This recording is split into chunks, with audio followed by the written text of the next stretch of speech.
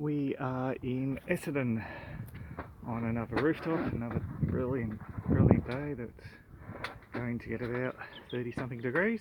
Anyway, it's a beehive in this chimney, and there's a beehive in that chimney over there. The scaffolding for over there still isn't ready after 5 days, but this scaffolding's at least workable for me to get me up here. It's all we needed. Thermal image shows the hive goes from up there down to about where I'm pulling more, concrete render off. So we'll see if it was a misreading or whatnot, but the hive looks older looking down from above. Time will tell. Okay, this relocation just went from being relatively simple to a whole lot harder because it's double brick. Yay. So that's fun. Oh well, let's keep going.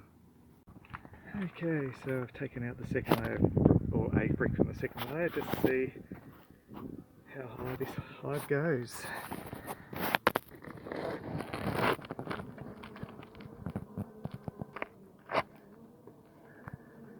There we go. Okay.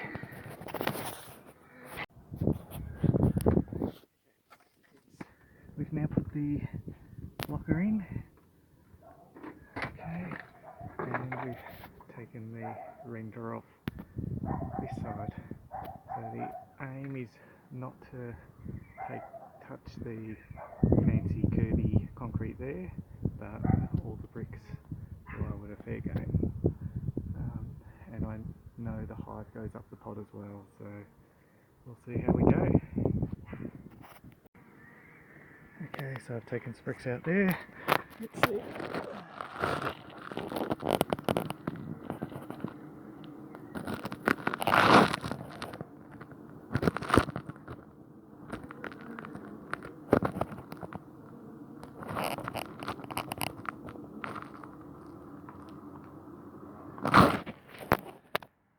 Okay, we're almost right on it. And there's the bottom of the hive. We will need to take the pot off before we're done today, but we won't need to take this thing off. It's too hard to make it look pretty again if we take that off, so we'll avoid doing that at all costs. But taking the pot off will achieve our goal anyway. So there's the bottom of the hive, and the hive goes up through the fancy thing and up into the pot. I've just got to get my longer ladder out. There we go. Okay, so because the hive's quite high in the chimney, I'm going to start filling that cavity down to the blocker with the old clothing, just to, if anything falls, it doesn't fall as far and it lands on something soft. Unlikely things to fall, but just in case. I have the table and hive set up, ladder set up. I'll cut out the bottom part of the hive, and then I'll take the pot off, take out what's in the pot, and then worry about the middle section. So we have Leah. Leah's the daughter of the lady who owns this place, and she's in the yellow suit, so very attractive to the bees. We've also got queen cells in this hive, a lot of super Seizure cells, which means the bees are planning to kill the queen in this hive, which makes the job a whole lot harder again. But that's where we're up to, cutting comb and going there. Leah's getting extremely hot, so she's heading down the stairs. Have fun, Leah. Thank you. Bye. Okay, I've pulled the bottom part of the hive out. Lots, when I say lots, about 12 super Seizure cells, queen cells, in the hive. You'll see one down there. For those that don't know what a super Seizure cell is, that's where the bees have decided they want to kill off the queen that's in the hive, and they're making cells off to the edge of the comb to replace the queen that's in here. There's no eggs in the hive at all, and the queen cells are close to hatching, so my suspicion is they've already killed off the queen, but I'll know more as I progress. I'm now at the point where I need to take the top off the chimney, the pot, and we'll sort out what's in the pot, and then we'll sort out what's left there.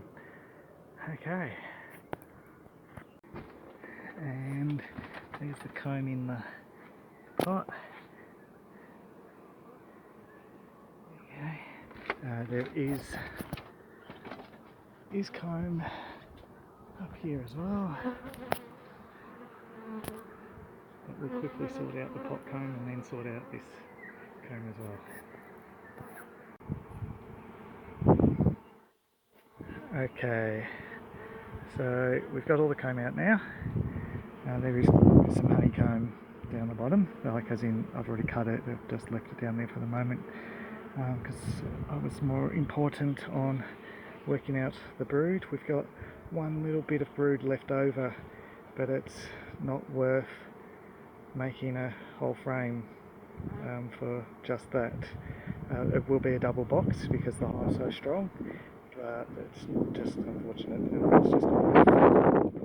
So these will be put in. So we've got 8 frames of brood in that bottom box. No queen. They've definitely killed her off already, and the queen cells aren't far off hatching.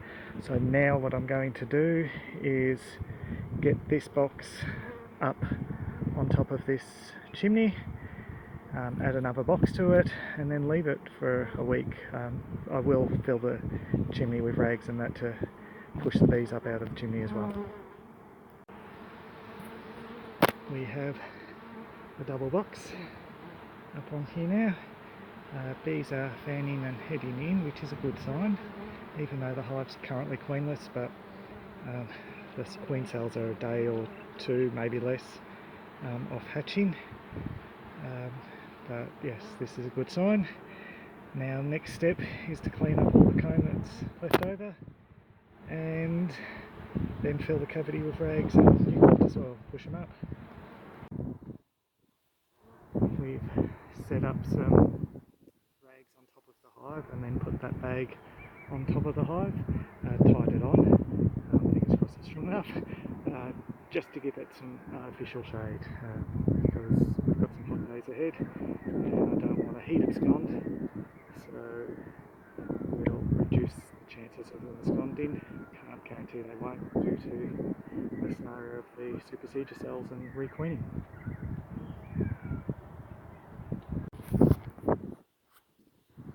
Okie dokies, so you can see the rags go all the way up, and down there as well. Oops.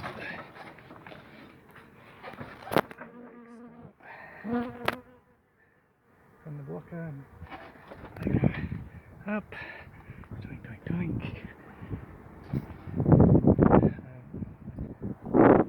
These are out of the old hive.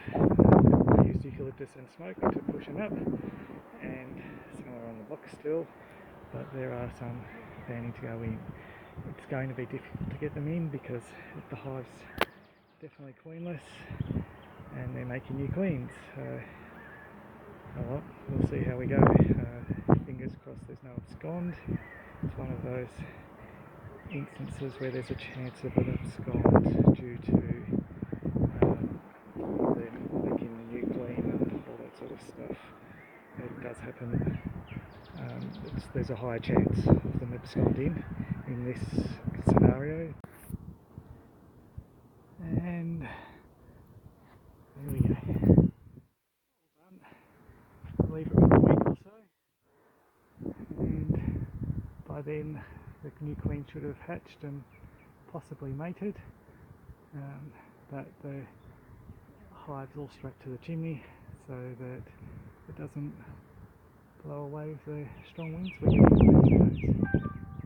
Anyway, let's now wait for the scaffolders on the other one.